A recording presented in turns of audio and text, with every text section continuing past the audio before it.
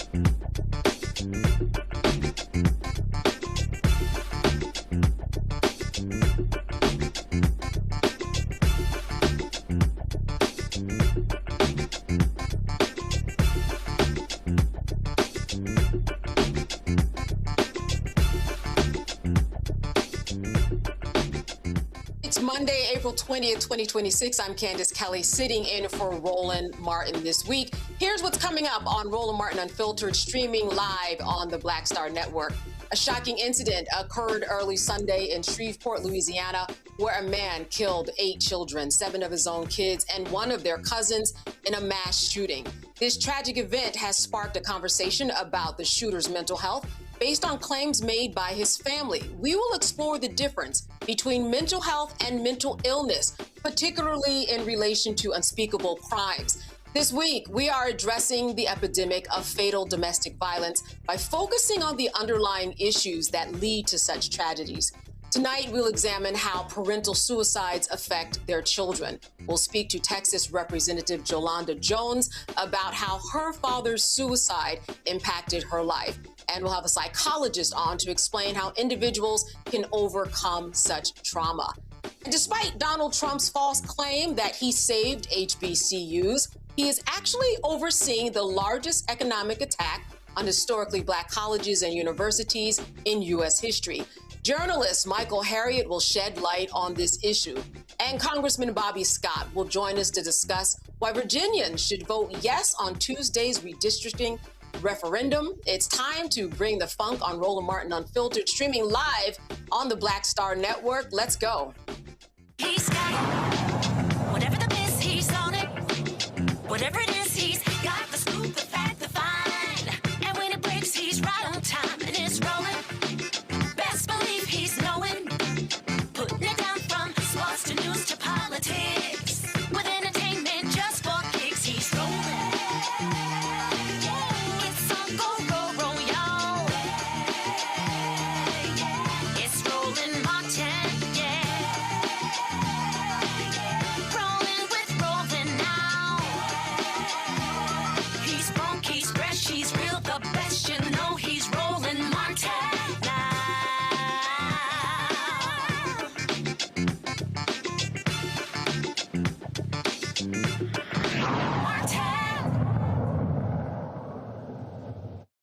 This country is trying to make sense of how a father could shoot his wife and kill 8 children, including 7 of his own kids. In what's being called one of the nation's deadliest mass shootings in recent years, family members are left to mourn 8 children. Jayla Elkins, 3 years old. Shayla Elkins, 5 years old. Braylon Snow, 5 years old. Kayla Pugh, 6 years old. Kadarian Snow, 6 years old. Layla Pugh, 7 years old. Markeadon Pugh, 10 years old. Soraya Snow, 11 years old. The shootings were carried out by a man identified as 31-year-old Shamar Elkins, a U.S. Army veteran, and began Sunday just after 6 a.m. following reports of a domestic disturbance. The shooting spree involved multiple scenes. His wife, Shaniqua Elkin, a woman who was identified as his girlfriend, they were also injured. And according to reports, the couple was separating and had been due in court on Monday. The two had been arguing about the separation before the shooting. This was a cruel and evil act, and Shamar's mental health has been the focal point of this investigation. Reports indicate that Elkins had, quote, dark thoughts before shooting and had previously shared posts on social media expressing his struggles with mental health issues. Once again, a tragedy sparks the conversation about mental health and mental illness. It's an uncomfortable conversation because a lot of folks are thinking that saying Elkins' mental health issues is an excuse for his actions, and it's not. Joining me now is Dr. Evan August, and he is the Assistant Professor of Psychology at the John Jay College of Criminal Justice, and we are going to discuss the difference between mental health and mental illness when it comes to heinous crimes. Doctor, thank you so much for being with us today. Thank you for having me. Thank you. Yeah. So, this is one of these things that has been talked about so much on social media. Let's just get down to the bottom of it. When we talk about mental health, when we talk about mental illness, where does it play when we talk about these heinous crimes that have taken place, not just in this situation, but these actually are occurring every single day? We're just not hearing them in the headlines the way that we are now. Mental health versus mental illness, how can you distinguish the two and how it relates to what we're seeing? It's a great question, and I'm going to answer it like I do with my students, I think it's important that people understand that both mental health and mental illness are intentional cultural constructs. I say that to say, when we think about what it means to be well in a particular society, it's the culture, the values, the attitudes of that society that's going to shape that definition, right? And so when we think about what it means to be well in the context of the United States, Sigmund Freud, for example, would define that as the ability to love and the ability to work, right? When we think about what we've defined as mental illness, right, it's what the American society has tended to see as either illegitimate or not worthy of being within the public square. So because of that, I want to go a bit deeper, right? Linda James Myers helps us think about what she calls optimal conceptual theory. So as opposed to threading mental health and mental illness, she talks about the optimal and the suboptimal worldview, right?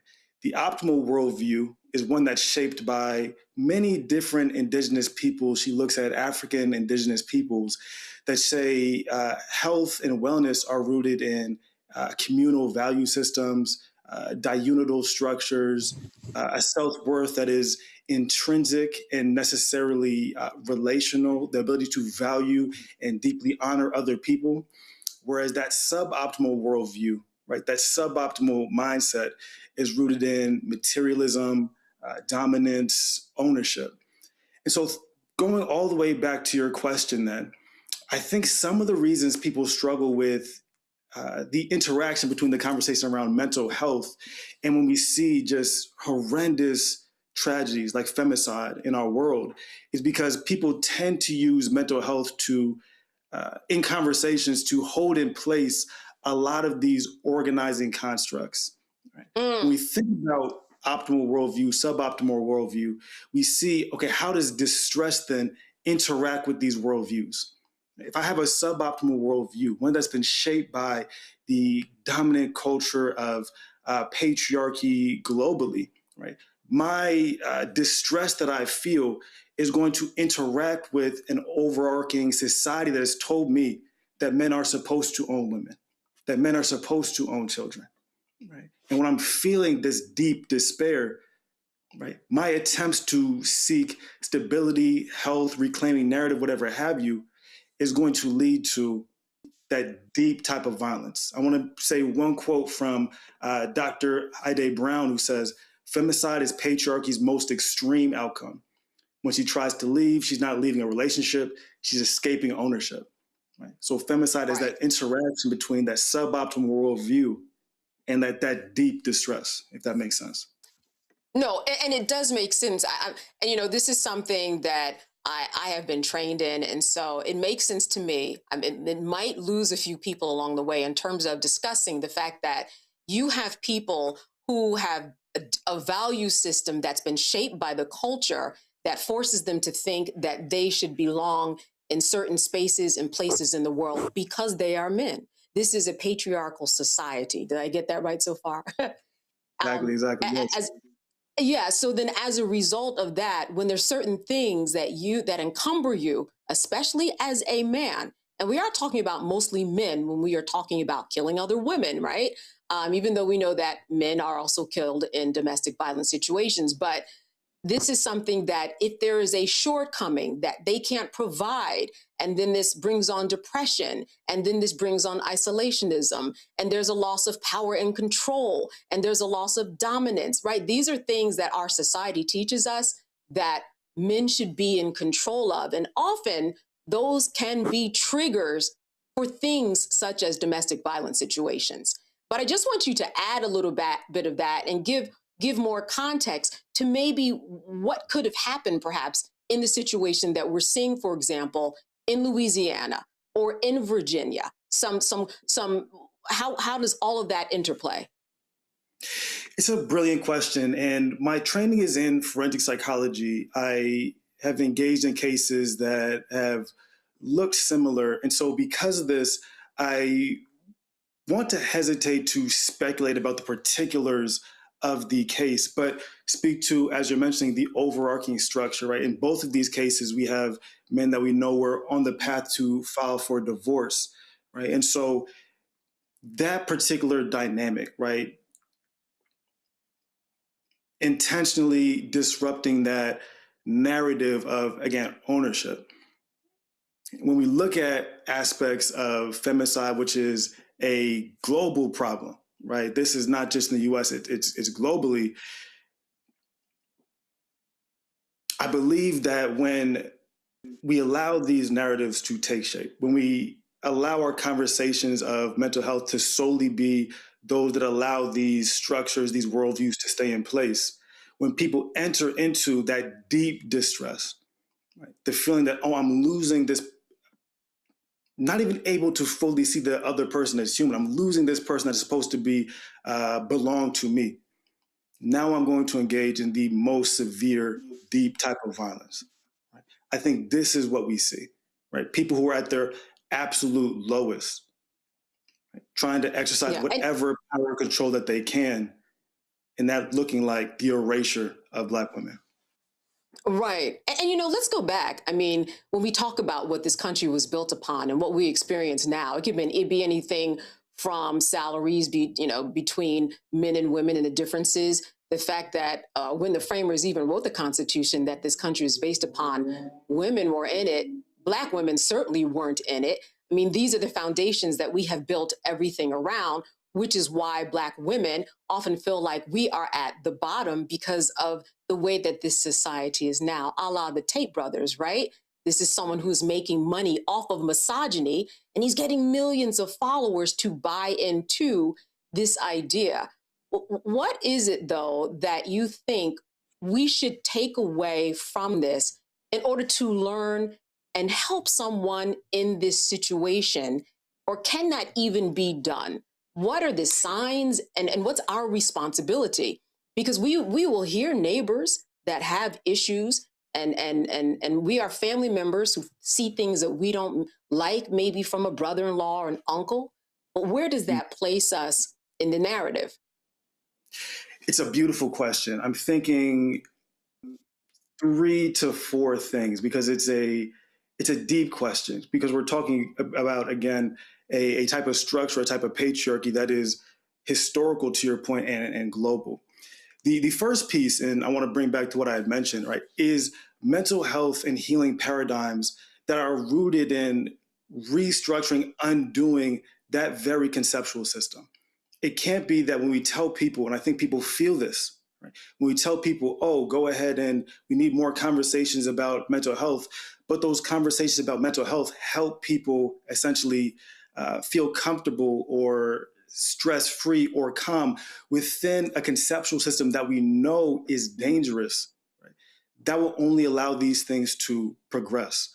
And so we need mental health paradigms. We need healing circles. We need healing collectives that are intentional about deconstructing this worldview such that when that deep type of distress interacts with that person's worldview, it doesn't result in femicide.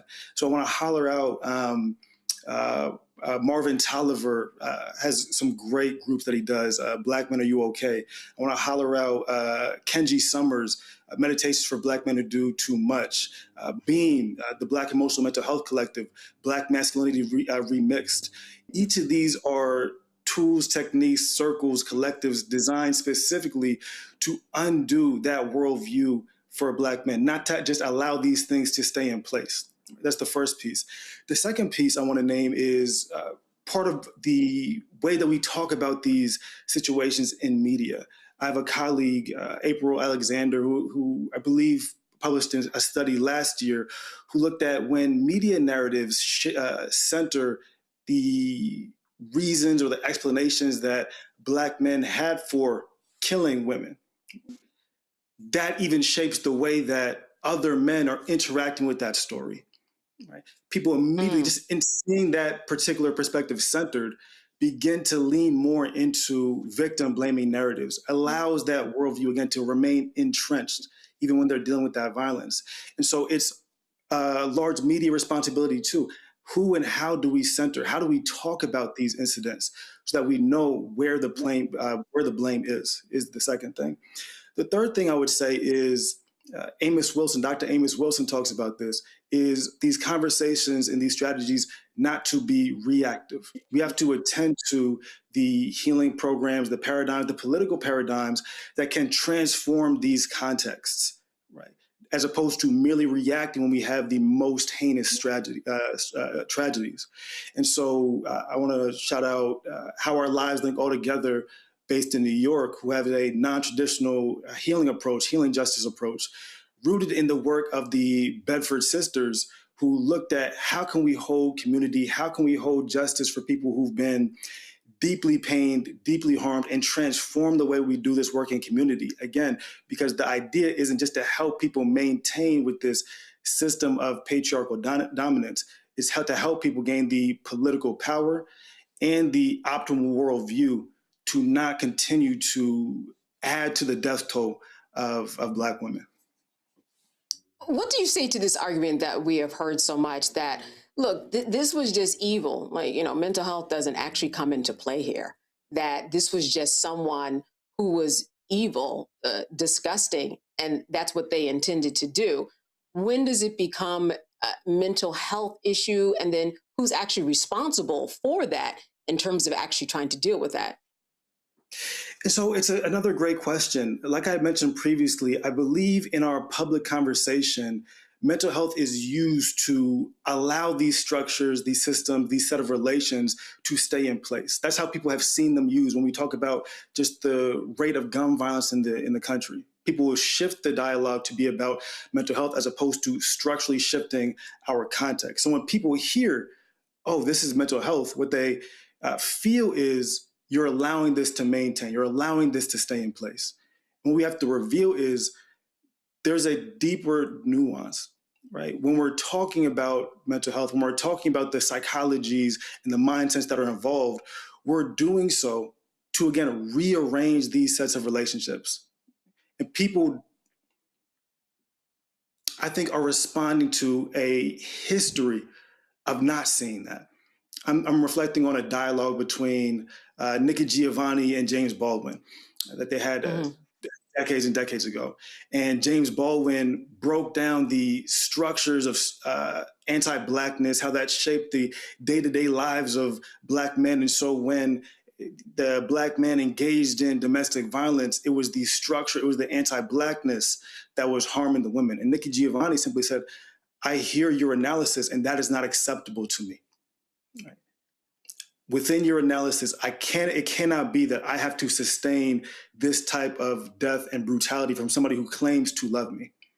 And so when we have these conversations about mental health, what people hear is you're asking me to continue to endure this type of violence, this type of precarity, as opposed to coming with, right, the agency and the solution to transform this reality.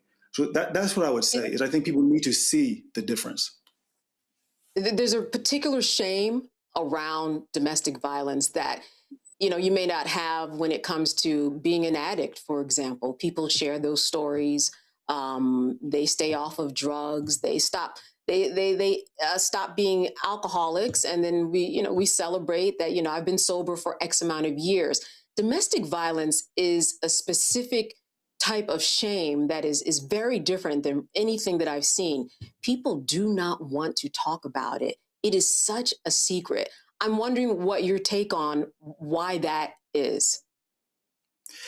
A lot of times people don't want to believe it. I think that's a lot of people's experience because of the type of shame, the type of relations, the power dynamics that people might want to protect, the image of people they have in their mind. To hold that this person that I deeply trust, this person that I deeply care about, is also capable and engages in a just horrendous form of violence, often routinely, is very, very difficult for not just individuals, for family systems to sit with, for communities to sit with. Right? And so when people think about that, when people come forward, it's people's routine experience that they're not believed because people want to, right, retain any semblance of balance and harmony within a family dynamic. And so having these forms of conversations, again, centering people who've been harmed in these conversations, right? Showing that sometimes you need to, right, rip the wound open, allow it to bleed and sit in that pain. Otherwise, the cycle will continue, right? It requires sometimes to move forward. And that is a pain that certainly a lot of people do not want to face. I want to bring in the panel. We have Dr. Omekongo Dibinga Sr. He's the author and lecturer in the School of International Service at American University. Thelma Anderson, the creator of the Public Opinion Court and author of Shut Up and Prosecute. And Nicole Robinson, she's a political law attorney and strategist. I want to start with you first, Nicole. A question for the doctor. Yes, thank you so much for joining us and trying to help us reconcile all these tragedies that we've been hearing about. As you both mentioned, we keep hearing about these instances of femicide and domestic violence, and we know that the majority of female homicides occur within the home or at the hands of men, which as a Black woman, this is particularly troubling because it can start to feel like the men that are supposed to protect me are the ones that might perpetuate harm against me. So can you talk a little bit about at what point does a mental health struggle cross into a level of danger? And how do we get better at recognizing that point so that women and children aren't continuing to suffer? And there are a range of tools that have been developed. I want to name one of my colleagues, Tritra Raghavan, has developed a lot of frameworks for domestic violence that help name the often invisible, insidious ways that it happens, right? Often it's not a one single incident, right? A lot of the ways people try to measure this is like in how many hits. It's often in the gaslighting, it's often in the isolation, it's often in the separation, right? That slowly begins to take root in a very dangerous way. And so being open and honest, like having those conversations with the people that you care about, the people that you're close to, right? Seeing those pieces so that that dynamic can't even, right, take hold. Because that's the piece in these very brutal incidents that we're talking about. We're talking about dynamics that have existed oftentimes for years before that final critical incident happened, if this makes sense. So it happens through, as we were talking about, the centering of women's perspectives, the open and honest dialogue consistently about safety, of trust, to see how and whether this relationship is still one of safety and what type of protection is needed.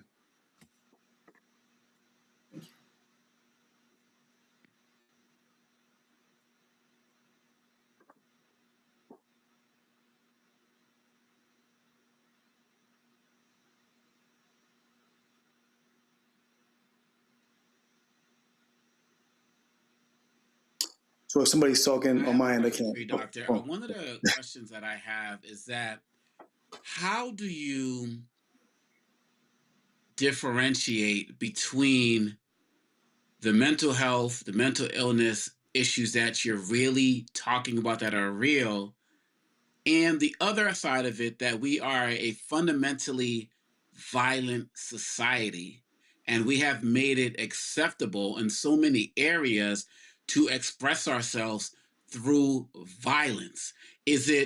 Does that make us all, and I'm not saying this in a disrespectful way, does it make us all like mentally ill on some levels, that we accept certain levels of violence? They're expected. The fact that we just expect this as an act, as a normal response. I'm kind of balancing between that because I read these stories, no one ever really snaps. People are just talking about, this is how we do things, from video games to movies to what the music's talking about. Can you help us understand that better? The fact that people just may be violent, but are all people who are violent, is it all mental illness? I just need some clarity. It's a great question. And so the answer, like, sharply is, right, no. Again, a lot of the times our conversations around mental illness are designed intentionally to allow these sets of relations that you just discussed, right? How violent we are as a society, right? A society that has more guns than people, that produces firearms that go on to arm conflicts all around the world, right? That is the society that we exist in, one that is full of profound, right, self-reported despair. that we then normalize, which is why I would return to that idea of the suboptimal versus optimal mindset, right? We have a lot of people who are gripped by these ideas of dominance, materialism. It has shaped their day-to-day expectations. Now, when distress interacts with that person's body, interacts with that person's suboptimal worldview, it might look like a range of different signs and symptoms, but I think sometimes we try to completely categorize violence alongside a particular clinical diagnosis because it would make us feel more safe. It would make us feel more safe to know that, oh, only the person who has this particular diagnosis, that's what's going to lead to the violence. And that's just not the reality. So I think the deeper point is exactly what you're naming. Right? We're existing in a particular context of supreme violence, right? A global context of immense patriarchal violence, such that when people feel distress, that is how they seek to cope with it. The only piece I want to anchor that also in is we also have distinct other concepts. Martin Luther King brought forth the concept of creative maladjustment. The idea that, no, I'm supposed to be maladjusted to a society that is rooted in all these values. It is supposed to feel bad. I'm supposed to be frustrated when I watch Black women die. Right? That is supposed to feel bad. And a society that would tell me I have to normalize this, that is the thing that is fundamentally broken. So that's what I would say. I think moving away from these frameworks of mental health that seek to normalize or distance ourselves from the type of communal responsibilities that we have to one another. All right, Thelma. Good evening. Thank you for being here. And I appreciate the conversation right now, especially as a former prosecutor, especially in the domestic violence division. One of the things that I saw, and it would shock people, that I had an equal caseload of both men and women being subjected to being charged with domestic violence cases. And the one thing that I always saw in a female's case versus a male is the male would never hit back and was taught not to hit back and taught not to be the aggressor, which is totally different from the aspect of how the woman would approach it. But in society, it's shown that men are diminished and held at a higher standard opposed to the woman who does practically the same thing. They're just gender-based. So from your perspective, why is it such a difference in how women are treated when they commit domestic violence? Because it's still the same. The man has to deal with the fact that he has now been reduced to being a victim, something that men do not like to be called, is a victim, which is why they shy away from even pursuing justice on their end, to where when it's a man, it's automatic. They're the worst thing in the world. They need to be put away forever. They don't need to get a second chance. And unfortunately, I saw it a lot, but I like to err on the side of fixing and not hurting. So from your perspective, because we have to have these conversations in order for men to feel comfortable, to be vulnerable, to seek help. Mm-hmm. Mm-hmm. It's a beautiful question. Again, I want to anchor it in. I think there's a dynamic that often happens online in the public sphere where these conversations are put in tension with one another, when what we're talking about is how do we more fully hold the people that are in our community. To your point, there's a lot of different forms of violence that are invisible, right? So the types of violence that Black men experience in relationships often gets invisibilized. The type of violence that exists in same-sex, same-gender relationships is often invisibilized, right? We don't always have the tools, the narratives, the frameworks to advocate for people in the same way. And so because of this, right, people hide away, and it allows that violence to maintain. I think reverting back to what I had said previously, it's about not being reactive in our conversation. right? Not waiting until the national news cycle that runs through the country and traumatizes millions of people to have these conversations about how we hold these stories up. Right now, in this particular context, right, we're talking about Black women because these are the people who have recently been killed in our cycle. These are the people that we're trying to hold up and emphasize. I want to name very quickly, I apologize for the delay on this, right? Also Nancy Mateer, right, who is somebody who was very large in the Haitian community who was also killed. So that, I think, is guiding a lot of the focus on Black women. To this point, this is going to be, I hope for a lot of people, the beginning of an intentional, sustained dialogue about how we recognize and hold all these forms of violence and how they show up.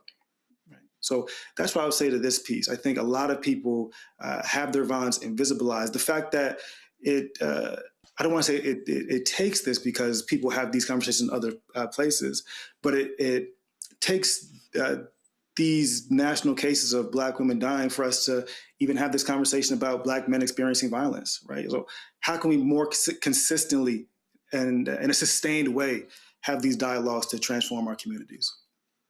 So my final question for you tonight is this. We know that there are situations where there might be someone who does appear to be depressed, who does appear to have anger problems. When people are adjudicated and they are aggressors and they're causing domestic violence, if they go behind bars, they have to go to anger management courses or courses having to do with, battering other people. Would you say that one can actually sit with a counselor, a psychologist, a resource, and actually overcome the fact that you are at your heart an abuser? So 100%, right? And I think the reasons for abuse, the reasons for violence are, like we're talking about, like threaded. Often in those interactions, you have counselors, therapists, community circles who are doing this type of psychological work up against, right, decades for that individual, decades of propaganda to the contrary, decades of propaganda that says, no, you own this person. Your sense of self-worth is determined by your ownership and control of this person. But in my work, I've witnessed it, right? I've seen it.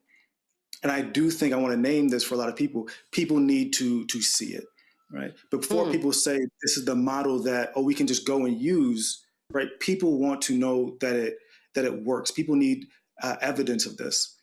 And so I think, again, I'm a clinical and forensic psychologist by training. I take that as my responsibility. I'm going to shout out the great people at the Association of Black Psychologists, where we do a lot of community mental health work. We have the Salbona Healing Circles for people who want to come and heal in community.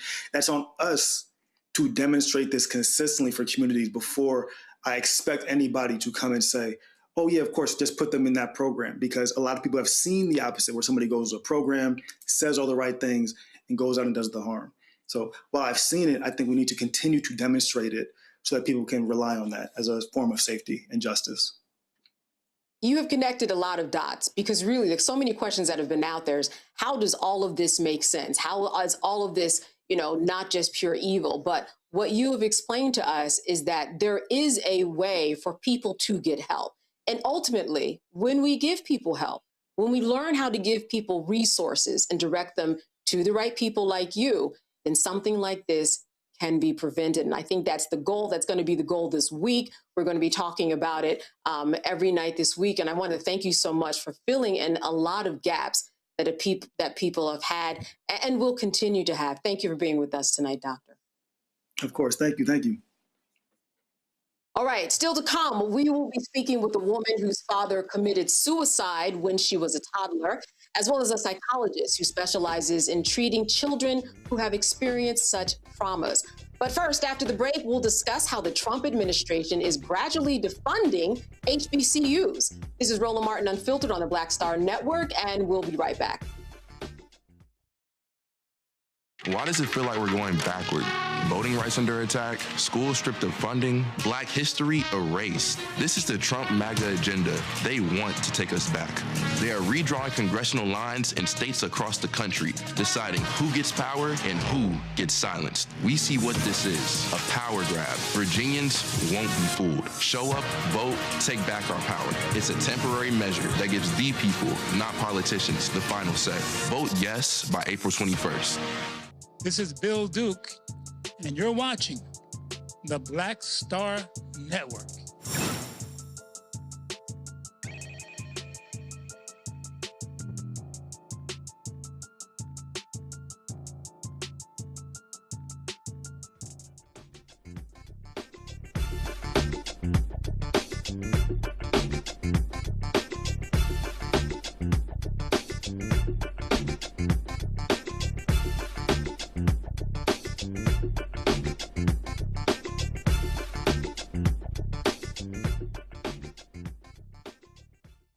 All right, folks, in September 2025, the Trump administration highlighted its redirection of nearly $500 million in federal funding towards historically Black colleges and tribal colleges.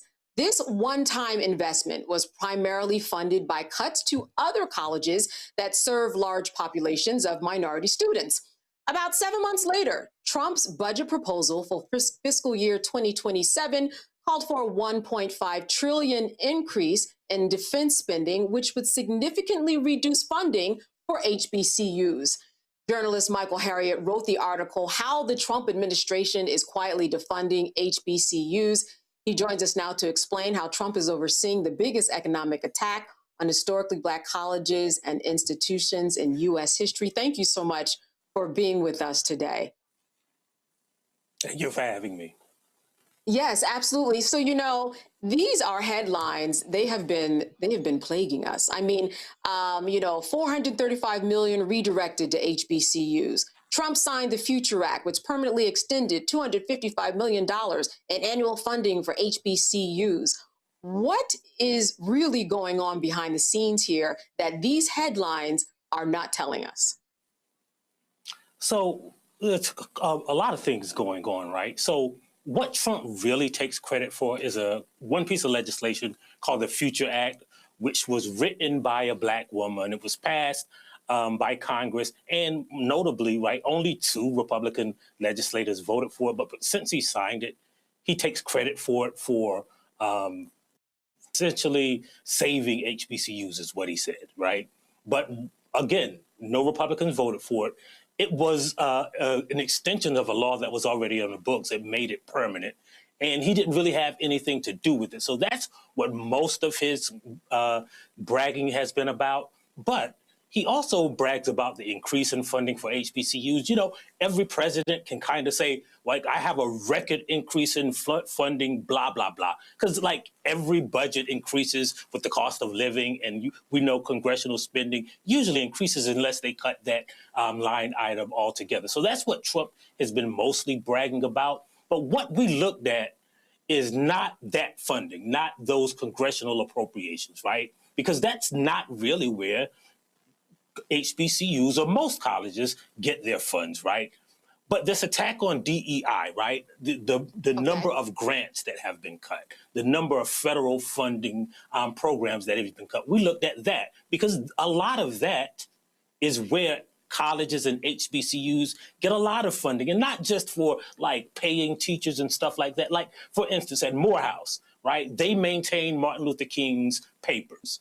They get federal funds from the Department of Interior and the U.S. Parks to maintain that. Not anymore. Trump cut that because DOJ said it was DEI. And so we looked at all of these federal agencies and the grants that they were cutting, and we found that half of all HBCUs have experienced a significant cut by the Trump administration, right? It's not just disproportionately to HBCUs. A majority of the funding has been cut to HBCUs, and that's what we wanted to look at. And so what does that mean in terms of the viability of HBCUs this particular amount of money that seems to be earmarked, but as you said, when you really looked at it, the numbers don't add up. What could that do to our universities and colleges across the country? Well, it's as I talk to college presidents, college administrators, and they're gutting them, right? So when you see these attacks on places like Harvard and Yale, like one college administrator told me, a college HBCU president, he said, well, you know, when you talk about the cuts, the attack on Harvard, well, their endowment is large enough that they can replace those funds because Trump will only be in office for a couple of years. But HBCUs, their students and their parents and their stakeholders can't do that, right? They don't have the same kinds of endowments. So so the reality is, right, there are specific areas that, you know, that Trump is attacking. For instance, right, when you attack DEI, he's attacking private corporations. And we talked about in the article about his pressurizing on AT&T to cut all of their funding. They had a specific program that gave scholarships, $10,000 scholarships to students who attended HBCUs. And Trump pressured them to stop those scholarships before he would grant them a license to expand their cellular network, right? So it doesn't show up in that congressional budget, right? But his efforts are defunding HBCUs by stopping students from going there, by defunding the programs like, you know, at Spelman, there's a program for Black women in science that has been defunded, right? Meharry was studying the impact of lung cancer on Black men. That's been defunded. So in many ways, it's so many ways that it's hard to categorize them all, but in every way, except for that little congressional allocation, he's been cutting the funds to HBCUs. So why haven't we heard from leadership, or has leadership from HBCUs been talking and it's been buried, you know, in the algorithm, or are they afraid to say anything about it? What is your take on that? I think it's a little of both of those things. I don't know if it's necessarily fear, but we know this administration is very vengeful, right? And it attacks people who speak out on it, right? So I think college presidents are kind of balancing, like, when do I speak out and how do I speak out and not put the students here in jeopardy, right? And we've seen that in many ways, right? The cuts to, for instance, I was scheduled to speak at a historically Black college, and on the morning that I was on my way to campus, and they said, well, you can't come because we're afraid that people would find out that our students have been supplied your book to read. And, you know, the press is here. And so what do, right? They have already learned that information. So you've kind of given your students what they want and what they need. But do you want to, you know, just defy the Trump administration's made up definition of DEI and the target of the Trump administration? I think that's what they're balancing. So what do you think this narrative, I mean, we can guess in terms of, you know, the votes make it look like there's support for HBCUs that translates into vote. Is that the narrative and the benefit that these particular headlines are intended to put out there for? What's the reason for the traction too? Because they seem to have been picked up in terms of the coverage very, very well. I think it's because it's a couple of things, right? So one, the Trump administration, you know how, I mean, let's be honest, like how white people are. I did this for Black people, so I can't be racist, right? Like it's the congressional or the political definition of, like, you know, one of my best friends is Black. One of my best colleges is funded by Congress, right? So that's one area of it, right? It gives them cover for all of the racist stuff that they're doing behind the scenes, right? And the other thing is, I mean, let's be honest, right? We know journalists aren't really digging into congressional budgets and grant terminations. And so these things kind of don't make headlines because it's not interesting. It's not going to be on the front page if it does make headlines. So that's part of it. And I think the other part of it is that right? He knows, right? If I give you $5 and still $10, and everybody's talking about the $5 I gave you, I could still leave it more, right? So he's taking away these things through DOGE, through these terminations of grants through HHS, the Department of the Interior, even, the Department of Defense. And he's doing that quietly because, when he's issued these edicts, they don't release a press release. And so nobody really knows unless you know where to look. And I think journalists aren't looking because mainstream media, by and large, don't care about HBCUs. So we see the headlines about Harvard and MIT, but we don't see the ones about the HBCUs because, the people who make these things public don't care either. Yeah. Listen, we got to read beyond the headlines. I want to thank you so much for giving us insight. I want folks to also go and read the article at, contrabandcamp.com, correct? Contrabandcamp.com. All right, Michael Harrod, thank you so much for being with us this evening. As always, good to see you. Good to see you too. All right, coming up on Roland Martin Unfiltered, treating children with devastating traumas and how it impacts their development. But after the break, Health and Human Services Secretary Robert F. Kennedy Jr. and Congresswoman Summer Lee clashed over Black maternal health and DEI during a tense hearing after Lee pressed him on disparities affecting Black women. You don't want to miss that.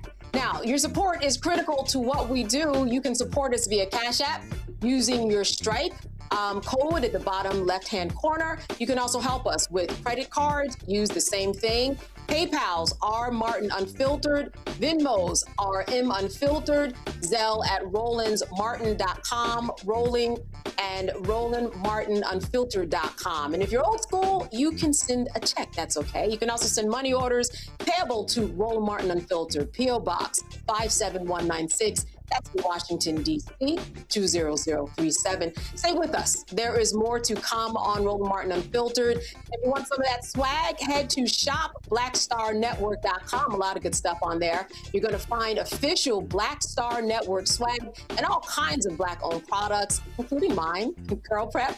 Buy on shopblackstarnetwork.com. It's a way to support the network and support Black businesses. We'll be right back after the break. You are watching Roland Martin Unfiltered, only on the Black Star Network. Stay with us.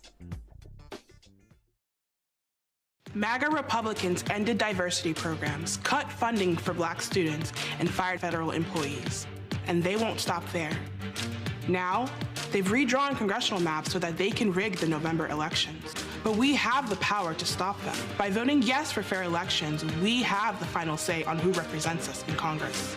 This is a temporary measure to restore fairness. They are not backing down, and neither can we. Make a plan to vote by April 21st and vote yes for fair elections. Hi, I'm Swing Cash, Basketball Hall of Famer, and you're watching Black Star Network.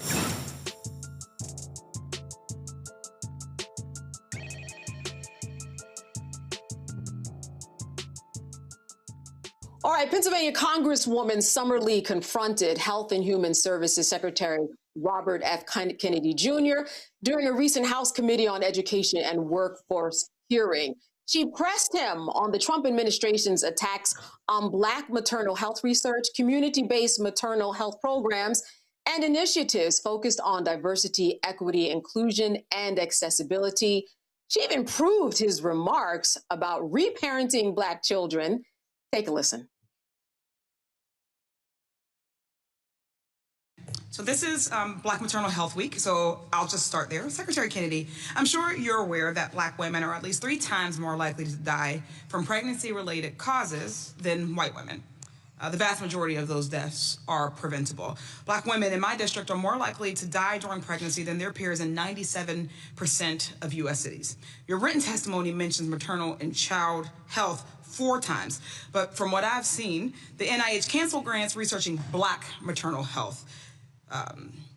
Your administration's fiscal year 27 budget proposes eliminating Healthy Start, which is one of the federal government's primary community-based maternal health programs. And you've made it a priority of HHS to end diversity, equity, and inclusion. So yes or no, my question for you is, if a medical school or a public health school educates students about addressing the Black maternal mortality crisis, would you consider that an illegal DEI?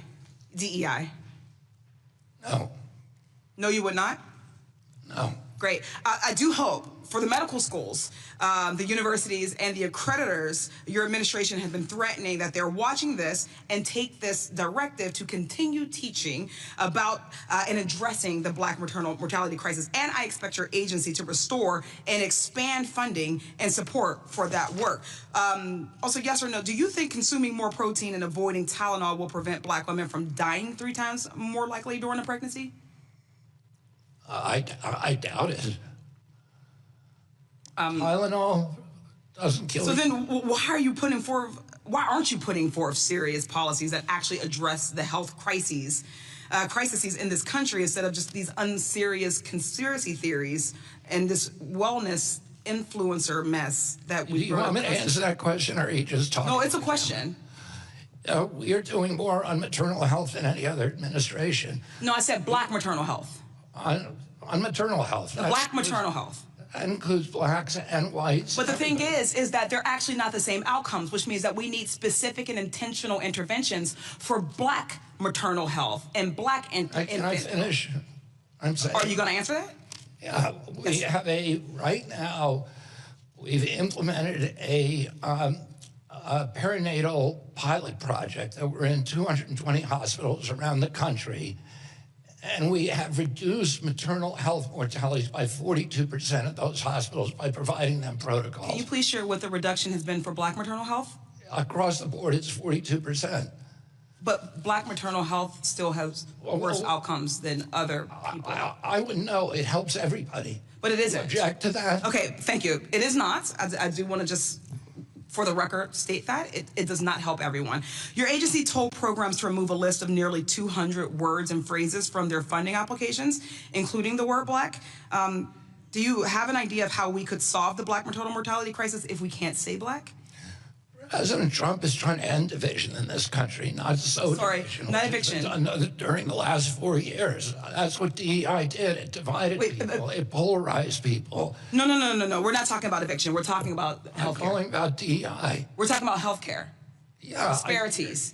So what we're asking is if you attack DE&I and then we have a crisis that impacts one population over another, but you cannot direct specific spending or research or interventions to that population, how do you solve the problem? Do you think the federal government should be paying for DEI? I think the federal government has a vested interest in ensuring that its citizens survive childbirth. Well, we are meeting that obligation. We are not. Oh, that I can explain to you how we are. You have not done so far. But also I would say that, we can improve healthcare for everybody at the same time as helping the people who are most likely to die. That's what DE&I, well, first of all, DE&I makes sure that we have Black doctors or women doctors. Or that we're talking about the fact that we have a mortality rate that is not matched by any other country as what we would call developed as ours. Really quickly, in yesterday's Ways and Means Committee hearing, you denied saying that every Black kid is now just a standard put on Adderall, SSRIs, benzos, which are known to induce violence, and those kids are going to have a chance to go somewhere else and get reparented. Why did you deny saying this?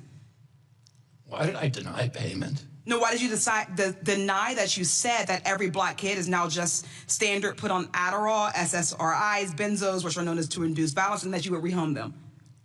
Well, it's largely true that Black kids, because it's easier to handle people, and a lot of the public. And you're going to rehome them? No, I never said that we should rehome them for illegal drugs. Oh. Psychiatric. Gentlelady's time has expired. Okay, I just wanted to know if that was him, for the record. Thank you. Thank the gentlelady. I yield back. Dr. Dibinga, a little confusion there, right? I mean, first it seemed like he was acknowledging he said it. Then he said, you know what, I didn't say it. He's got a whole problem on his hands. I mean, the fact that he's not even trying to say something specific to, Black specifically, it tells us exactly where he is in terms of understanding what's going on in this world when it comes to maternal health care? Well, it really symbolizes what we've been dealing with as it relates to this entire administration. Let's go back to 2022 with Senator Bill Cassidy out of Louisiana. Remember what he said? He said, if you actually exclude Black women, our mortality rates aren't that bad. Right. And so they have a policy, a mindset of excluding Black women. This is a president who apparently didn't want to stand next to a Black woman as it relates to giving her next military commendation. And so what you see with Kennedy there, and what I also appreciate about Representative Lee, is that she put him on the spot with his own words. And she really exposed how ignorant and ridiculous this anti-DEI argument is, as he's sitting there claiming, well, it takes care of everybody. It takes care of everybody. When you look at the mortality rates, look at the stories of people like Serena Williams, who, survived her pregnancy scare. And if Black people, and especially Black women, are not there in these spaces to center the stories of Black women as it relates to stories like mortality rates, we're going to keep getting nonsensical statements about we're taking care of everybody. We're doing this for everybody. We don't need DEI. We're taking care of it. So to have her voice there, it was very monumental. And I hope that she continue. Well, I don't have to hope. I know she's going to do that. But I hope other Black representatives continue to call all of these individuals out as it relates to their anti-DEI policies that are killing our communities. Yeah, Thelma, we have to continue telling the story, like Dr. Dubinga said. Otherwise, it just doesn't get called.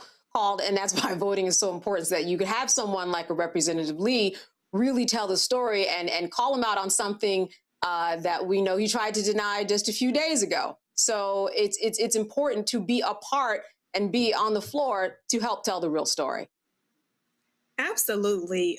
What Representative Lee did was took him through there, and he could not accept that his receipts didn't match his memory. Because what we know about the Republican Party is the fact that they like to say it, but they don't like to be reminded of it. And when we're looking at the mortality rate, we just had 2 big incidents in the state of Florida alone, where Black women in the middle of labor wanting to elect their own treatment and avoid a C-section. And we know what C-sections have done to Black women. Put them in a hearing with no legal representation and forced a judge to demand and order that Black women have a C-section against their request. So when we're talking about DEI and we have a crackhead that is trying to tell us that everybody is the same, when we having these issues in states where Black women are denied their right to choose their service and not have even a legal representative there to protect them. And then we have the young lady in Georgia who was forced to stay on life support because the Republicans wanted this abortion ban so that we can equalize the population growth, because their population is declining and minorities are taking over the majority, because we can't help that they don't want to sleep with each other. That's not our problem. But also, don't come over here telling us what and how our uterus can be managed. Nicole, what do you make of the exchange? He definitely tried to all lives matter the situation, but I'm so glad that Rep. Lee did not let him get away with that mess. And this administration wants us to believe that acknowledging race in healthcare policy is divisive. But we know that diversity, equity, and inclusion is supposed to level the playing field. And here's the thing, the federal government did not hesitate to create the conditions that led to this crisis. But now it feels so uncomfortable talking about Black women's issues and issues that specific demographics face. And as Rep. Lee said, helping Black women survive childbirth does not come at the expense of anyone else. We can have policies that are directly targeting and supporting Black women, and policies that are supporting everyone. So any argument that he tried to make was nonsensical, and we couldn't even hear what he was saying anyway. Right. All right. Thank you for that final point on this. We're going to go to a short break, so stay with us right here on Roland Martin Unfiltered, right here on the Black Star Network. Stay with us. Why does it feel like we're going backward? Voting rights under attack, schools stripped of funding, Black history erased. This is the Trump MAGA agenda. They want to take us back. They are redrawing congressional lines in states across the country, deciding who gets power and who gets silenced. We see what this is, a power grab. Virginians won't be fooled. Show up, vote, take back our power. It's a temporary measure that gives the people, not politicians, the final say. Vote yes by April 21st. What's up? It's Talib Kweli. I'm CEO. This is the Black Star Network.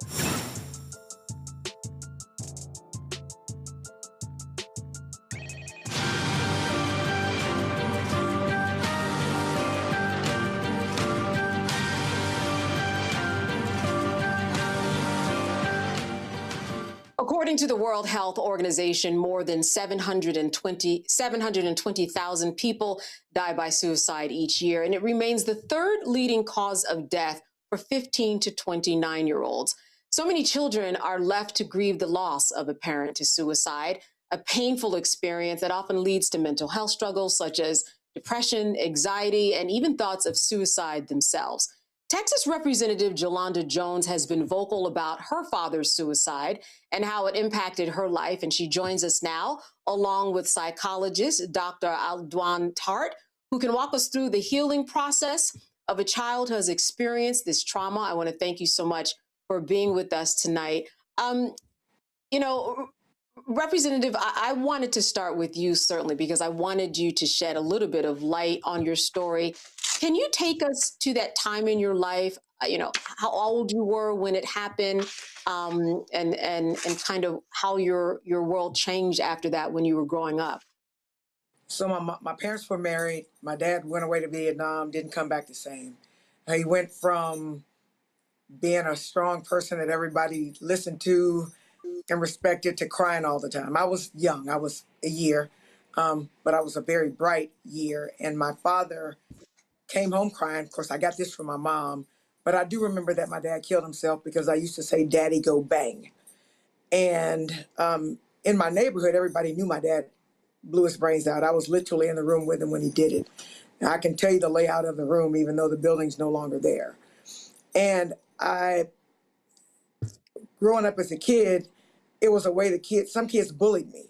So kids would be like, Jolanda, every time we passed where my dad killed himself, they'd be like, your daddy's head is under the bed, or go be with your daddy, or you crazy like your dad. I mean, even thinking about it now is triggering me, right? Because it was just very difficult as a kid. And when we moved from that neighborhood, I literally told nobody about what happened with my dad because it was so cruel. But I can tell you that I literally don't sleep through the night. Like, I constantly had dreams that people were chasing my father and I, and they would catch my dad and kill him, and then they'd come to catch me, and I'd wake up gasping, and so I don't sleep soundly, even to this day. I'm 60 years old, I'll be 61. But I have had therapy because in addition to that, I also blame myself for my father's suicide. So I had feelings of self-doubt and self-worth, for the most part, saying, if I was worthy of love, my dad would have never abandoned me like that. He would have never left me like that. And so I had to deal with that, just not thinking I was worthy because my father, he abandoned me in the most brutal way that you can. And so I've had a lot of therapy. Thankfully, I was able to find a Black woman therapist. I wanted that. But so now I can sleep through the night, actually. But I still don't sleep soundly. It's just a lot. It's just a lot. Yeah. Thank you again for just sharing these intimate details. You have so much to teach people, and we so appreciate you being so honest and bearing your soul. Can you think of a conversation maybe with someone in your family, or perhaps a counselor or psychologist, that changed the tide for you, or that helped you in some way? Well, and let me also say this. My grandparents, my dad killing himself, I think, started something in my family. So my Uncle Rocky also committed suicide. He went to Vietnam as well, didn't come back the same. He actually talked about his experience, though. Then my Uncle Ricky killed himself, when I was a freshman in college. So if somebody in your family commits suicide, definitely suicide is on your mind. I've tried suicide. The last time I thought about committing suicide was when I was pregnant with my son, because I was in an abusive relationship with my ex-husband. So as far as domestic violence is concerned, that affected me as well. But so I had to learn how not to be suicidal. I had to learn how to be okay with me. And my psychologist helped me understand that my father killing himself didn't have anything to do with me. It wasn't my fault. I mean, I think that was the biggest thing for me, was saying somehow it's my fault. So I worry about Dr. Fairfax's kids, because they're gonna think it's their fault. They're gonna think there was something that they should have been able to do. And it just affects you. It just affects you. And if you grow up in a house where there's violence, I mean, you're more likely to be violent. But I mean, suicide, it doesn't just affect the person that kills himself, it affects everybody. I want to bring the doctor in on this conversation. Let me ask you this, because, you know, in researching this, I did find a lot of stories that the representative was talking about in terms of kids being made fun of and bullied because someone committed suicide, and them being the center of attacks themselves in a situation that they could not control. What is your advice to people who are dealing with suicide? Even recently with these children shot in Louisiana, you've got classmates and playmates and friends and cousins. They are experiencing all of this. What is your advice for how to deal with a child specifically who is going through this journey? First of all, thanks for having me on the show. And Jolanda, I just want to just hold space for what happened to you and what is happening, not only to you, but your entire family, grieving from different directions over and over again. We think that grief is just something that happens once and that you get over it, but you grieve 1,000 times over. To answer your question, this is why you have to have systems that understand the impact of violence on children. Think about our veterans come back and get mandatory counseling. Police officers that discharge their weapon and firefighters get counseling. Whenever they're in traumatic situations, we have to treat our children as our most valuable resources. So what Jolanda is saying is that children absolutely, positively have to be in counseling. So in Philadelphia, they had a program. It's called CHOP. Okay, Violence Intervention Program in Children's Hospital of Philadelphia. And what they realize is that when police are called out to the house and children are there and they're taking the mother or the father or partner away and no one's intervening with the children, they are leaving those children to survive on their own and deal with trauma on their own. So here's how the system works. So this is not just Philadelphia, it's California, but this should be nationwide. One, you have to immediately get these kids into counseling. They have to have access to counseling, to do what's called trauma-focused cognitive behavioral therapy, where you're walking with these kids through their trauma, helping them name it, and like Jolanda said, helping them figure out that it's not their fault. Now, I've done this work for 30 years, right? Worked in safe houses with children, work with children who've been traumatized. And the main thing that you have to do is help them understand why it's not their fault. I know you're saying, what will make them think that this is their fault? But for safety, you have to try to figure out, this is part of grief, and how this happened. Maybe I would have been paying attention. Maybe if I wouldn't have made dad mad, maybe if I would have locked the door, maybe if I would have been home. You see, so the kids begin to start thinking that somehow this is their fault, to grab some sense of control, and you have to walk them through that very extensive trauma. This was 16 to 24 sessions that you're working with children. And we're talking about small children who don't have the verbal ability. You're actually doing something called play therapy or sand therapy, where you're using actual figurines, helping them develop the language or play out what happened, because you'll see a regression. You'll see their symptoms be able to change right after the event.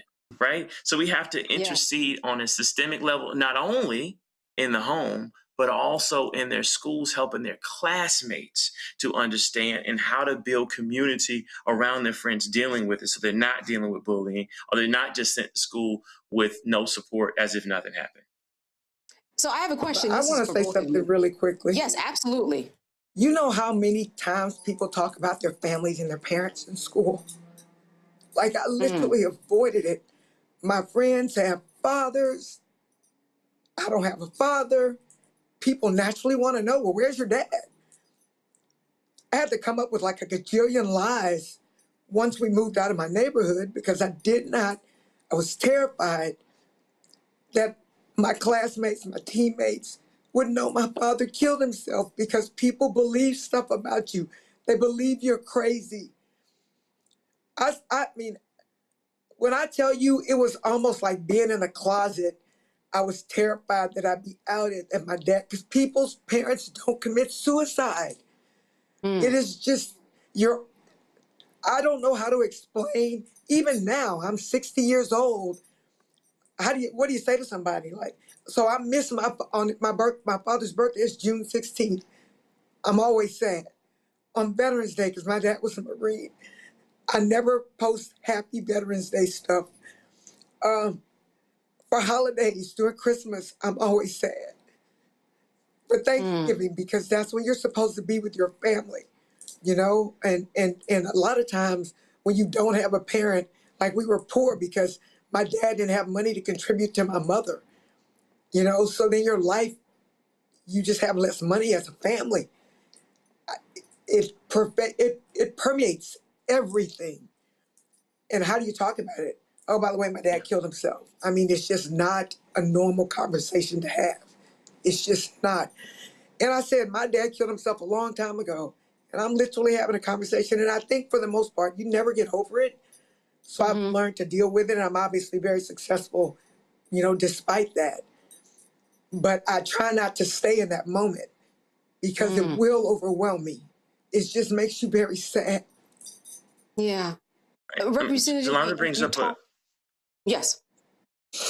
Jolanda brings up a great point. So part of counseling is actually rehearsing and refining the trauma narrative, right? This is helping kids tell the story about what happened, not only as part of coping and developing the language. So if you can name it, you can tame it. This is how you keep, oftentimes kids come in because they've regressed. So they've become either aggressive or started wetting the bed, or you see behavior changes. You'll see an A student all of a sudden start failing, skipping, drugs, alcohol, all these different ways to cope, right? Just finding different ways. And so you'll see these behaviors actually start to these symptoms go away once you allow them to be able to talk about the trauma. And so you also have to decenter yourself from the trauma that happened to you. See, trauma is not me. Trauma happened to me. So then the story is like, hey, what happened to my father is a very, very sad story. Right? That's why I become a legislator, because I want to advocate for these things. And what happened with my father was that he decided to do these things. But the narrative, which has been played out with the therapist, actually allows the child to be able to not only feel heard, but to be able to say something that gets the response that keeps them from being bullied and not decenter themselves from the actual trauma. They're able to get psychological distance. This is how you can find someone who's actually been through trauma and it seems like they're healing, versus someone that feels like they are still in the trauma to the same degree. That's why it's important to not only to get these, and there's multiple ways to treat trauma, but to get kids counseling, which should be mandatory, should be legislated, but to also be in groups when it comes to grief. I want to give one resource, which is Grief Share, right? Because we can say, I know how you feel, but Jolanda would tell you, no, you don't. Not unless you're dealing with something real time and you have a parent that has done the same thing. So a lot of it is group work. And then for parents who've lost a child, that is a specific type of grief. That's compassionatefriends.org. They have groups across the country that help parents who've lost children to be able to talk about grief in community. What would you say, doctor, outside of counseling? You know, let's go into the home. What can a caregiver do for a child, which I'm sure it would be different, you know, a 4-year-old versus a 14-year-old. But what are some of the things you do at home in order to deal with the grief and deal with the struggle and the trauma. Right. Part of the counseling involves the non-offending parent and the support network. They are often in counseling with the children to be able to establish a sense of safety. So when I would do the work, we would have signs up, where kids have what's called like magical thinking, where they put a poster and say no hitting. All right, no one's allowed to hit. Are reestablishing safety. You also want to restore a sense of normalcy for the kids. So if they're involved in sports, if they're involved in dance, if they are involved in other activities, you don't want to stop those things. You want to be able to treat them and engage and talk with them, but allow them to have a sense of normalcy to where their life is not focused only on the trauma.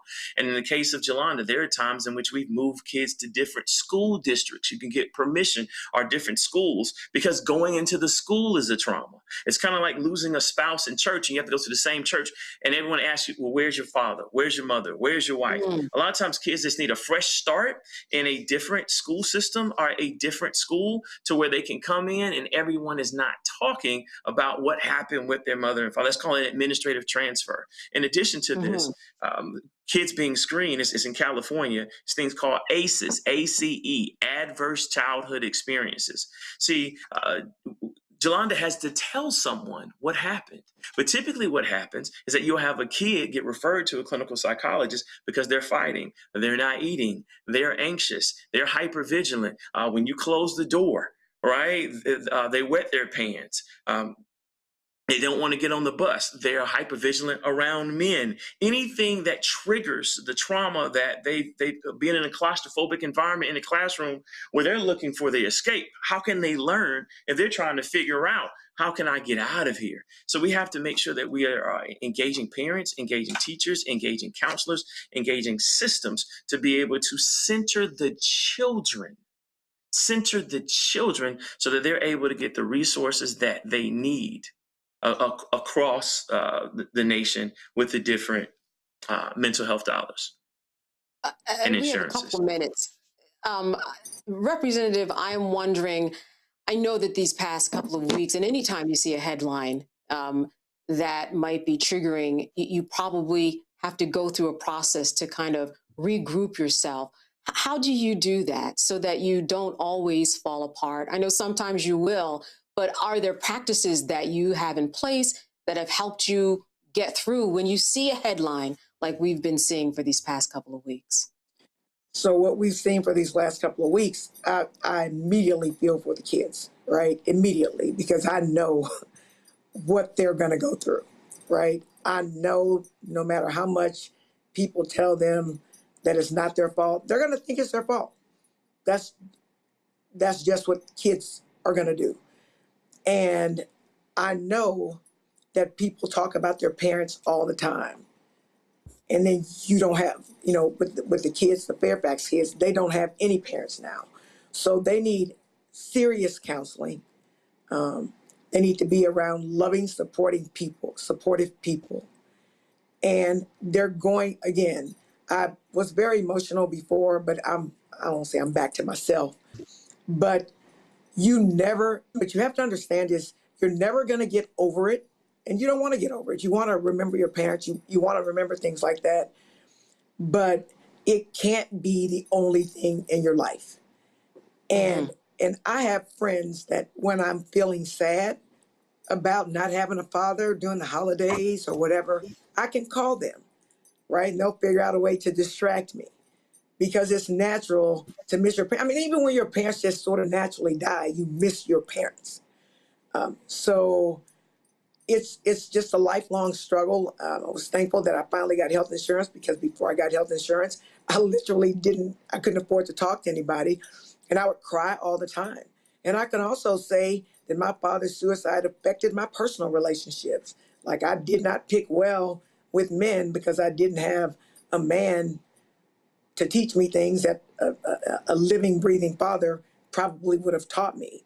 So there are all these manifestations that are going to happen with the children. And what you don't want is for the world, who we don't know loves them, to teach them how to cope. What we want is people who have degrees and who are experts teaching them the best ways for them to get through it. I don't think there's one way to learn to get through a parent's suicide. I think it's going to be different for everyone. And I think the manifestations will be different for everyone. And you need someone there who can help you get through the manifestations whenever they arise. Because at 60 years old, sometimes mine still arise. Right. Dr. So Tom, before we go to the panel, oh yes, I'm sorry, go ahead. no, I was just saying that, you know, wish it wouldn't have happened. I wish my dad would be around. But he's not. And I have to accept that I'm never gonna have him, you know. So he didn't get to meet my son. He didn't get to meet my granddaughter. And I have to be okay with that. But, you know, I also understand that everybody dies. Like, we're all going to die. We just don't know when and we don't know how. So you can be successful. I mean, I'm a self-employed lawyer. I'm a state representative.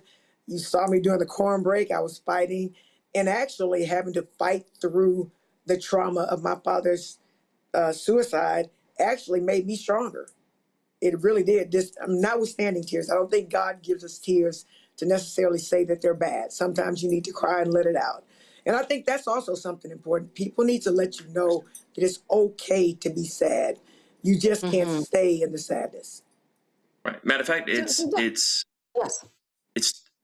you vulnerability in saying that I'm hurting, I am scared, I feel lonely, I am nervous, I can't sleep is part of mental wellness, right? So if we can't open up about what's actually happening in our minds and bodies, a book called The Body Keeps Score.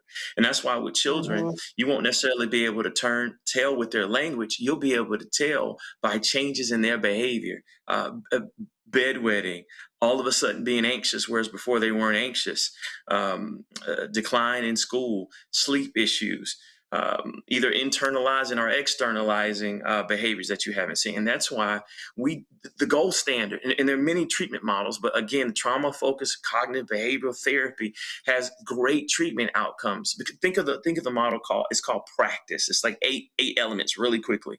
So one, we have to have psychoeducation, teaching the kids to be able to name and what happened and say it's not their fault. R, relaxation. The nervous system is impacted, right? So their nerves are hypervigilant, right? They're not able to sleep because I was calm one day and then this happened. How can I actually relax? So you actually have to go through a series of helping them to calm their nervous system with breathing, progressive relaxation, grounding techniques, and then effective modulation. Teach the kids how to actually talk about with their feelings and what happened. This is an actual education for kids. And then cognitive coping, helping them work through the thoughts that are keeping the children stuck. Like going outside means I'm going to get hurt, right? And then that leads to like in vivo, it's called in vivo trauma remind. It's basically where you put the kids back in the same environment where they were traumatized, like back outside, and say it's okay to play now. What happened then is not going to happen now, but that is progressive. Can you imagine the kids don't automatically want to do that? Right. And then we already talked about the trauma narrative, right? That's the T. So the trauma narrative, and then the in vivo mastery, and then the conjoint parent-child sessions, and then finally enhancing safety, for their future development. So that's an 8 practice. That's a whole. That's why it takes 16 to 24 sessions to be able to do this. Is not 1 to 2, 3 sessions to be able to walk children through this so that they can actually. We're talking about children, same thing with adults, to be able to recover. So I want you to understand, because I know in the Black community, we don't really understand what counseling does. We think that it means that something's wrong with us. No. This is treatment for your nervous system, for your mind, for your body, to be able to help you to re-regulate and to be able to heal. Yeah, quickly. And I can tell you that I wrote a book. It's called Owning My Shit. Stands for Suffering, Hardship, Internalizing Trauma. One of the chapters in this book is called Daddy Go Bang, because after my father killed himself, you see, I talk about suicide right here. So after my daddy killed himself, and I write about how it affected me, the negative consequences that I displayed because of my father's suicide. But then I talked about how I was able to get, through it. And I can tell you that the reason that I'm successful today and not crazy as hell is because I got therapy. And I can tell you that there are other people in my family that my mother experienced trauma, right? Her husband blew his brains out. She was in the apartment. My mother, on the one hand, she probably didn't want me to say this, but I'm going to say it anyway. My mother doesn't want to do therapy because my mother thinks you're crazy if you go to therapy. I think you're crazy if you don't go to therapy, right? And a lot of people, let me jump in because we want to get the panel in. A lot of people would agree with your mom, unfortunately. Let me turn this over to first Nicole. I know she's got questions for this amazing conversation. Nicole. Yes, thank you both for sharing all of these incredible resources and also for sharing your story. You have me over here fighting back tears. I'm like, Nicole, you got to get it together so you can ask these questions. So you both talked about how children need really strong support networks to recover. But we also know that a lot of children don't have those networks, and maybe the families that are supposed to be supporting them are also grieving after the death of a parent or a loved one. So can you talk about how to support those children who don't have those strong networks and what families can do while they're grieving to also support children?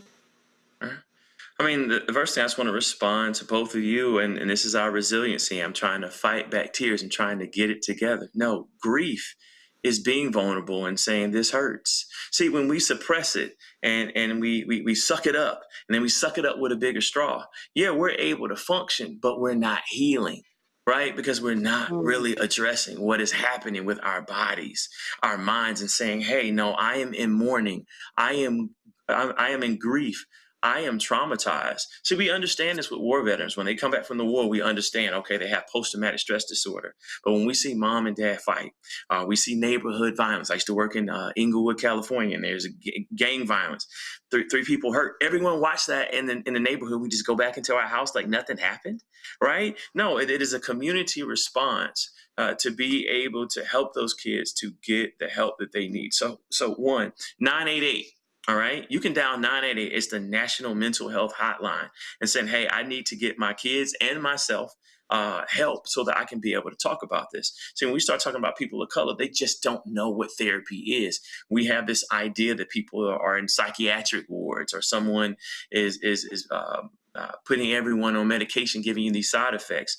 They don't know anything about trauma-informed treatment. And so with kids, it is, and schools know this. If you bring on school counselors, they deal with this, unfortunately, every day, especially in high stress, high risk areas where they're getting the kids these resources. But this is why we have to have mental health parity. This is why everyone has has to have access to mental health care, but high quality mental health care. And why we have to train more professionals who look like us to be able to connect with kids and their families to speak the same language. Less than 4% of all psychologists nationwide are Black. And then you start talking about men, it's probably less than 1%. So we have to do something nationwide to be able to train more clinicians, more people of color. And then in this training, lay personnel, pastors, teachers, healers, how to be able to help children so that they have a safe space to be able to talk about how they feel and get the help that they deserve, as well as their families, even if especially when their families are dealing with their own stress. Everyone needs to be in counseling. I think that they especially need to better train counselors in schools. I can tell you, I had issues in schools because of what I was dealing with at home. You know, my mom had trauma, and of course, she was taking it out on me. I was the only child of my father. My mother was very angry at my father, and I was the only thing left of him. And so I just had issues related to that. And the entire time I was in school, I never told anybody that my dad committed suicide, even though it permeated every aspect of my life. And so I think that you need more school counselors who can talk to us to make us feel comfortable enough to share what's really going on, because we get distracted in school. We really do. I think that's one thing that can happen. I also believe that there needs to be more training about Black mental health and that of children in the medical schools. I have a sister that's a physician, and she told me that they're racist against Black people in medical school in the way that they train doctors. And I can tell you that I did not find someone that understood my cultural background and the color of my skin until I found a Black woman. And so, and when we were trying to find this for people in my family who are men, I absolutely agree with what he said. It was so hard to find a Black therapist, a Black male therapist. There just aren't a lot. And people aren't going to tell you their deepest fears, their deepest trauma if they don't trust you. I'm going to tell you, we're going to keep it to ourselves. And that's why I talk about owning my shit, suffering hardship, internalizing trauma, because I believe that once I figured out how not to keep my trauma buried inside of me and to talk about it in a healthy way with someone who could help, my life turned around. And I ended up using that trauma. You know, it was my kryptonite. It ended up being my superpower. Dr. And that's Dominga, what do you my have a book question? talks about. Yeah. Do you have a question for either the representative or the doctor, Dr. Dominga? Representative Jones, thank you so much for sharing your powerful story. We've heard bits and pieces over it, watching over the years, but on our show here. But I really appreciate all of your honesty and passion. I want to connect your story to your work in the policy space. Given what's as a policymaker, given what's happening in our country now with all of the cuts to mental health issues and the like under this administration, what do you see on the horizon, or what do you see what's happening right now? I'm seeing the stories about farmers, committing suicide because of the tariffs. Like, it seems like it's going to get worse as it relates to the suicide epidemic before it gets better. So, a lot of people are now talking about suicide, but I've literally talked about suicide my entire life, right? So I'm not surprised, veterans committing suicide. And I see all these young people who literally they don't have the tools to deal with these things. And so as a state representative, I do all I can. Now, you got to understand, I'm in Texas with a bunch of anti-Black state Republicans in an overwhelmingly Republican legislature. But every opportunity I have to expand Medicaid in Texas, I do. Because if you're sick mentally or you're sick physically, your life is going to be more difficult. And you know this, if you're a sick adult, you can't work as much. You can't be as productive. If you're a sick child, you're missing school, you're not learning as much. And so if there's something that that's access to healthcare, so I sit on the Public Health Committee, and I'm always fighting to provide access to healthcare, again, mental and physical, for everyone, especially Black people. And as a state representative, again, I'm in Texas, I'm always trying to get them to look at disparity rates, because Black people in everything, including healthcare, we're at the bottom of the bucket. Every now and then there'll be someone Native American who's below us, or Hispanic, but for the majority of the time, it's us. And so that's why it's very important to me to sit on public health, so that I can share my story, so that I can advocate, so that I can use my legal skills to kill bad legislation, or use my trial skills to apply pressure points to try to expand healthcare for everyone. And that's what I do. So definitely in the houses of Congress and the houses of the state legislatures, we need to do that. We need to provide more health care. And what I don't understand, but I do understand this. Who do I go to after? My son, I lived in Spain. My son was born in Spain. My health care was free. My Lamaze classes, my prenatal, my postnatal, they weren't trying to push me out of the hospital, and I had to pay not one dime. And I'm going to fight in these United States of America and in Texas until we have what Spain has. All right, one last question. We have Thelma. Good evening, Doctor. I wanted to touch on the reinforcement side of therapy because me and my family, we have the unique, what did you say? The reinforcement side of therapy. And because my family have the unique circumstance of having our nieces who are twins and losing both of their parents, and understanding, one, they lost their mother before they turned 2. And then they turned around and lost their father to the criminal justice system at 5 years old, and having to witness the system taking their father for the choices that he made. And the one thing, because I was in therapy, because losing their mom caused me to have suicidal thoughts, we knew early on that we had to get them in therapy, because they lost both parents by the age of 5.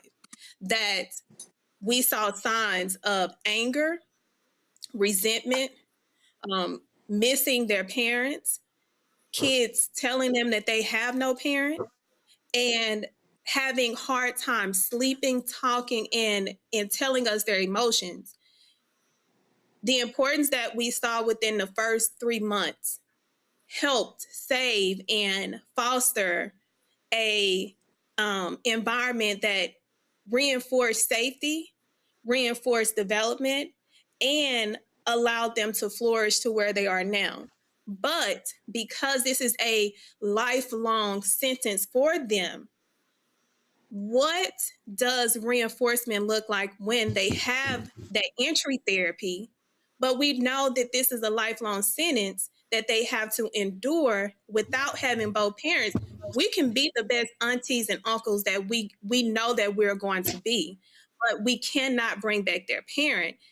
And being that they're growing up, how do we continue, and how often should we continue therapy when children have lost both of their parents? Right. And for this question, I want to end on Dr. Tart. Thank you. All right. So one, like what we're saying is that we haven't seen kids get well from trauma, but therapists have. This is a think about FDA approved drugs, right? This is something that's been clinically proven to work. When you start getting kids cognitive behavioral therapy, that's trauma informed. That's just only one of the interventions. You know, therapists have a toolkit. So this is something that kids can cope and recover from. Now, you're never the same, but it is not a life sentence to then be suicidal, to then be homicidal. But because it's an ACE, an adverse childhood experience, right? You have to get treatment for it because we're watching this and we're allowing kids to cope with this on their own. So California, if we're talking about legislation really quickly, made it a law to screen every single child for an adverse childhood experience at their pediatric visits, right? Because every kid has to go to the doctor. All right, they train pediatricians on how to screen for this so that they're actually can go to the primary care physician and be able to be connected to a social worker, psychologist, a counselor.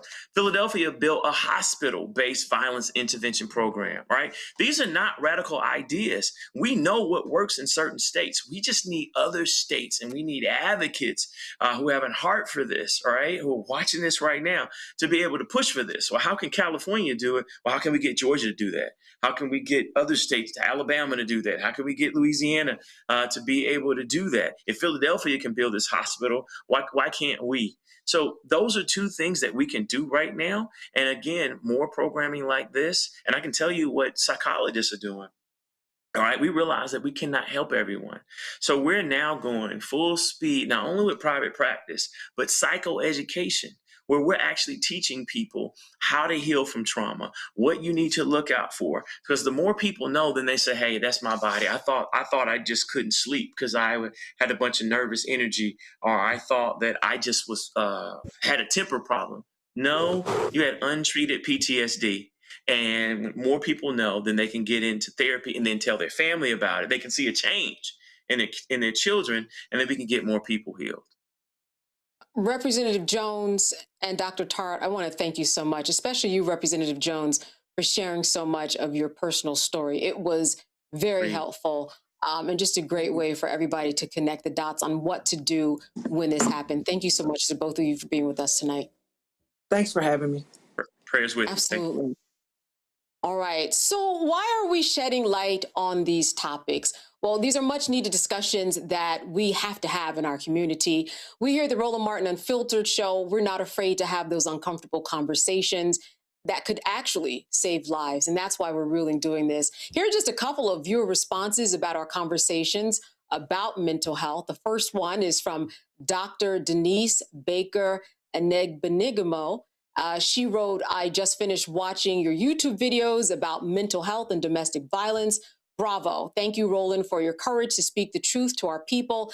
We have to address this issue now. Truth be told, we are behind, and our Black men are now waving the vibrant red flag. We also know that white America is not coming to save us. I'm a licensed social worker who worked in child protection for 17 years.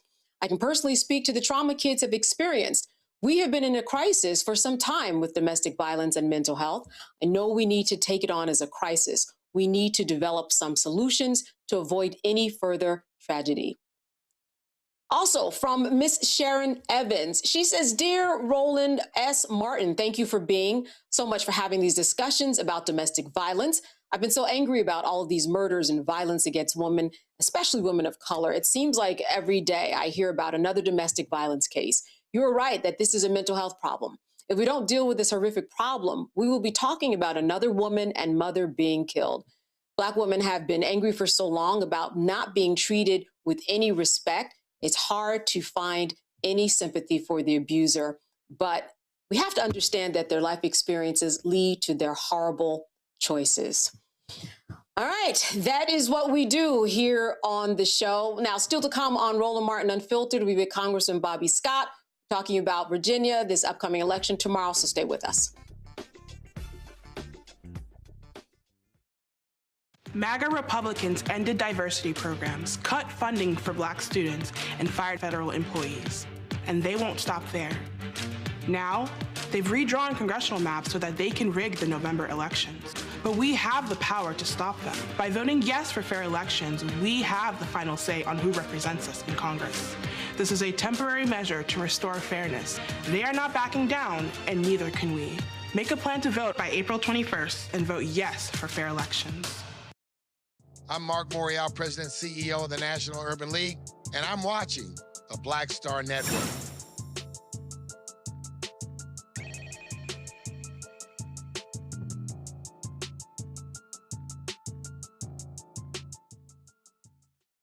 All right, Virginia voters will head to the polls on Tuesday to decide on whether to temporarily empower the Democratic-led legislature to redraw congressional and legislative districts ahead of the 2026 midterm elections.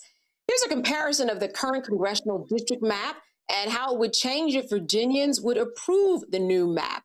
Virginia's 11 congressional districts are updated every 10 years by the Virginia Redistricting Commission, which is composed of 8 legislators and 8 citizens with equal numbers of Republicans and Democrats. The latest redistricting occurred in 2021, and the next will be in 2031. If the amendment passes, Virginia will have 10 congressional districts. Congressman Bobby Scott joins us now. Congressman, thank you so much for being with us today. Well, Candace, it's good to be with you. Yeah, so listen, this is very significant. And we're talking about something that started with Texas and California and people really rising to the occasion to kind of take the chances. And I'm wondering, do you think that this particular kind of flipping potentially sets a precedent that we're going to just see this over and over again in terms of somebody taking this into their hands and saying, we're going to flip it?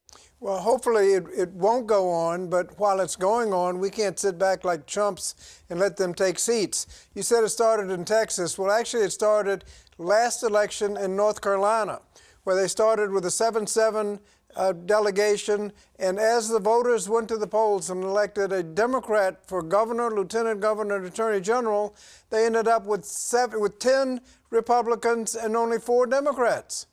Those 3 seats were just not partisan. It turned into policy because all of the major policy initiatives in this Congress have been decided by those 3 votes, like the big ugly bill, decided by those 3 votes, where they took away your health care, your SNAP benefits to give tax cuts to the wealthy.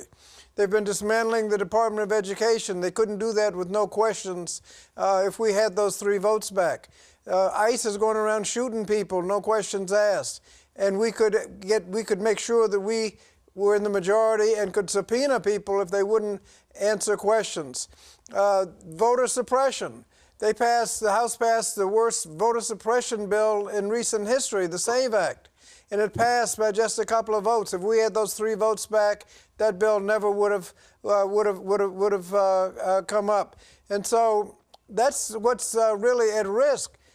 They went with those 3 votes, then they went to Texas, like you said, Missouri, back to North Carolina to pick up another seat. There's a special election already scheduled in Florida. They have threatened to find 2, 3, maybe 4 additional seats. And we will never catch up. We'll never be able to hold this administration accountable unless we respond in kind. They get all mad and say it's not fair for Virginia to do this, but Virginia is now doing exactly the same thing they did in North Carolina, in Texas, in Minnesota, back in North Carolina, Missouri. They're waiting for a Supreme Court case to see if they're going to eliminate seats in Louisiana and Alabama, and there is a pattern with the way they're doing it. 4 of the 5 seats in Texas are represented today by blacks and Hispanics. The seat that they took in Missouri, represented by a member of the Black Caucus. In North Carolina, a member of the Black Caucus. They're looking at Black Caucus seats in Louisiana and Alabama. And there's another difference between the way they're doing it. They're talking about we're overturning the will of the people. We're having a referendum that is the will of the people. What they did in Texas, Missouri, and going to do in Florida, did in North Carolina, behind closed doors, they just did it. California and Virginia have had referendums so the voters could decide what they wanted to do. All we're doing is leveling the playing field, so as important issues come up, we will have a level playing field, not a playing field where they have stolen 4, 5, 6, 8, 12 seats in order to continue doing what they've been doing. Now, certainly we expect litigation, I would imagine. What are your thoughts about that and what litigation will do to this process, if anything at all? Well, they're gonna sue, but I don't think they'd have much of a case. We're doing exactly the same thing that other states have done. We're complying with our constitutional process for amending the Constitution to temporarily suspend the commission so that we can do exactly what they've done in other states. And it's incredible to watch this bunch talk about, we've seen ads talking about black voting rights and how they may be jeopardized if this passes. This is a group that, like I said, has eliminated seats already, several seats represented by African Americans. They passed the SAVE Act, the worst voter suppression bill in recent history, and they're going to think people are going to think they have any interest at all in voting rights for African Americans. This is leveling the playing field so that we can actively participate in the legislative process and talk about issues that are important to the community. I think we have time for one question from our panel. Dr. Dibinga, you have a question. Thank you so much for your continued efforts in fighting for the people. I wanted to know on the national level, given how you broke things down, do you feel that Trump and Republicans overall are losing this redistricting fight on a national level? I know we talk state by state, but going forward, how do you see this playing out? Well, if you add them all up, it's if Virginia passes a referendum, it'll be about a wash. It'll be close. But to show you how weak their argument is, they've gone around sending out flyers suggesting that Barack Obama and Virginia Governor Abigail Spanberger are opposing the referendum when both are on ads supporting it.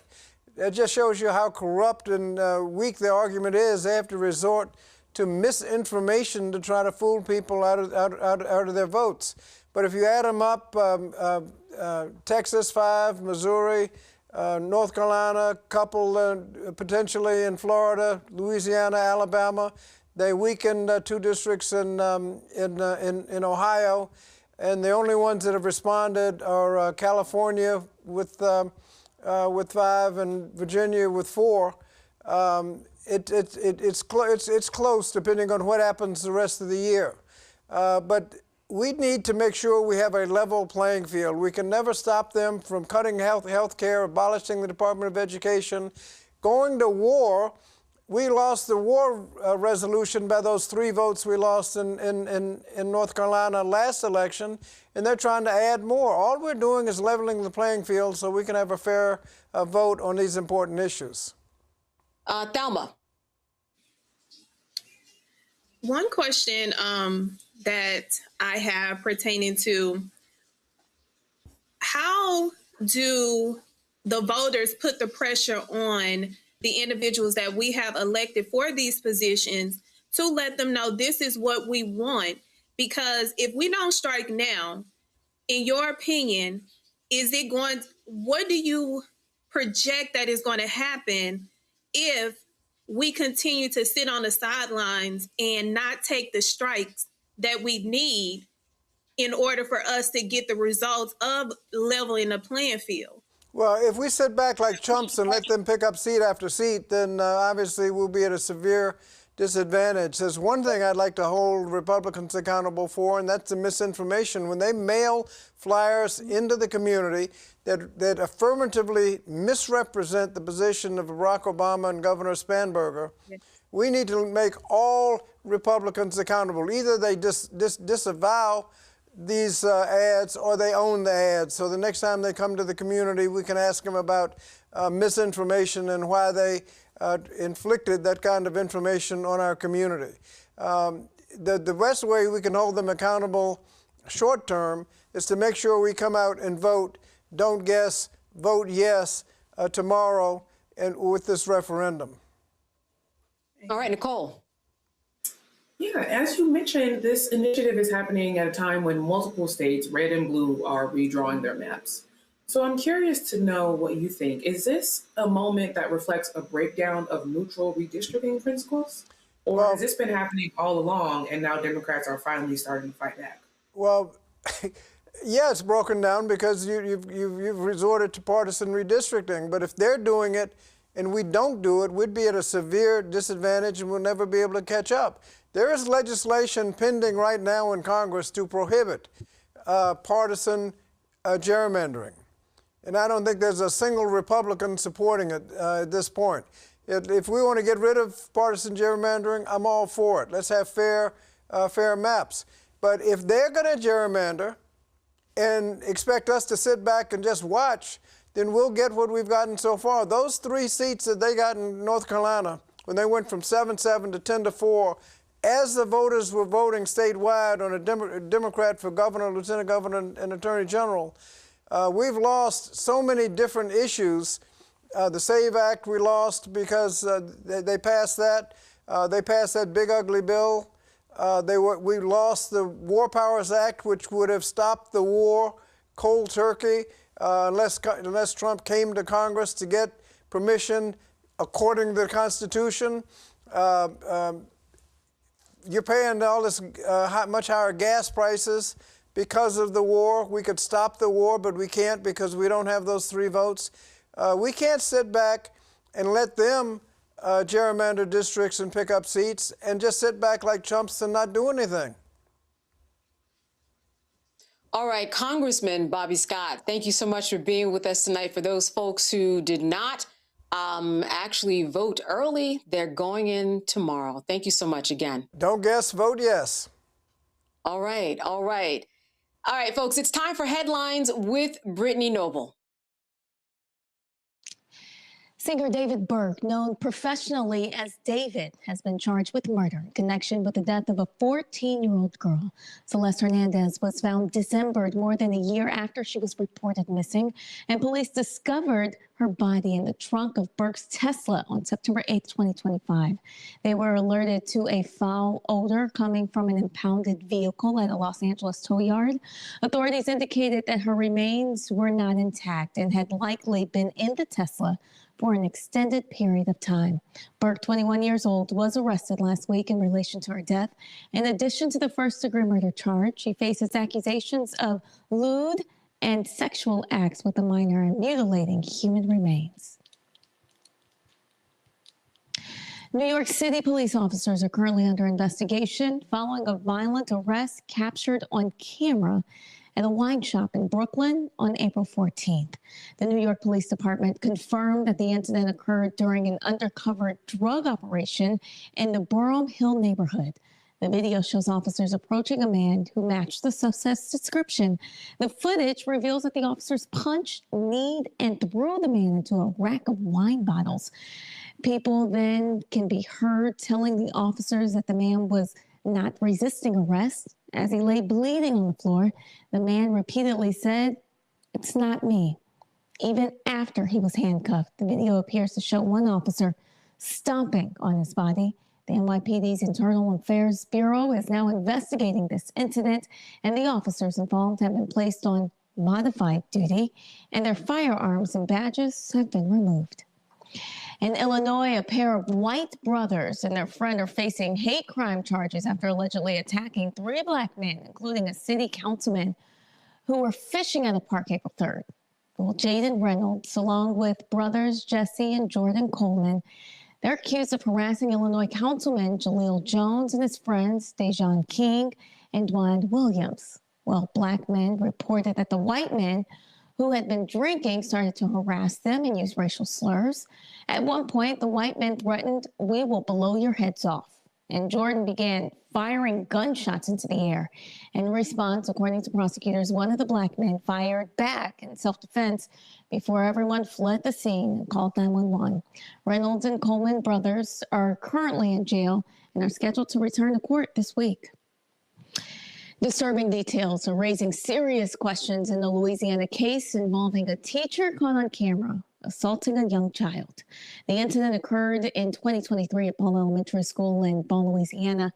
Surveillance video shows the former teacher, Stephanie Robertson, throwing a small child to the ground after he got out of his seat. Now, when the kid climbed back onto the desk, Robertson escalates the situation by chasing him and grabbing him by the collar and dragging him into the hallway. She later resigned, and Robertson still holds a valid teaching license that extends to 2027. Still, police issued only a misdemeanor citation, and the case has been cited in the mayor's court for years. Now the child's father is suing the school board, the town of Ball, and prosecutors claiming that his son is traumatized and demanding accountability. During the period of racial reckoning, Harvard University took a leading role among American colleges and universities. In 2022, the institution committed $100 million to the Harvard and Legacy of Slavery Initiative. The initiative was established to research, document, and acknowledge Harvard's deep financial and intellectual connections to slavery.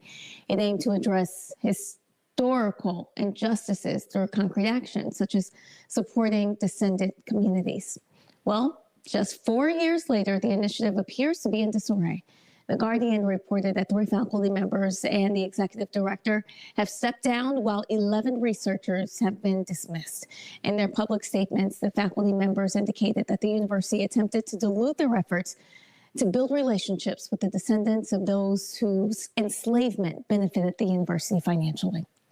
Also, Mississippi's Jackson University has appointed Dr. Denise Jones Gregory as its 14th president, making her the first alumna to lead the HBCU. Her appointment aims to bring an end to years of instability at the university, which, like many HBCUs all across the country, is facing declining enrollment and other structural challenges. Since 2016, the school has experienced multiple presidential transitions, some of which are quite traumatic and disruptive. Well, Dr. Gregory earned her undergraduate degree in chemistry from Jackson State University before obtaining a doctorate from the Georgia Institute of Technology. She then returned to Jackson State, where she had held positions as both provost and vice president of academic affairs and has served as interim president. Dr. Gregory will officially assume her role as president on May 1st. Roland? All right. Make sure to watch Brittany Noble Monday through Friday at noon. That does it for Roland Martin Unfiltered. I want to thank him for trusting me in his seat this week. I also want to thank my panel, Dr. Omakongo Dibinga, Thelma Anderson, and Nicole Robinson for joining us tonight. Now, your support is critical to what we do. You can support us via Cash App using the Stripe code at the bottom left-hand corner. You can also help us with credit cards. Use the same thing. PayPal's R Martin Unfiltered, Venmo's RM Unfiltered. Zelle and RolandsMartin.com, rolling at RolandMartinUnfiltered.com. And if you're old school, you can send a check. Money order payable to Roland Martin Unfiltered, P.O. Box 57196, Washington, D.C., 20037. Stay with us. There's going to be more on Roland Martin Unfiltered, certainly during the week as we address the issue of domestic violence and how to deal with the trauma. Thank you so much for joining us this evening, and I will see you tomorrow night.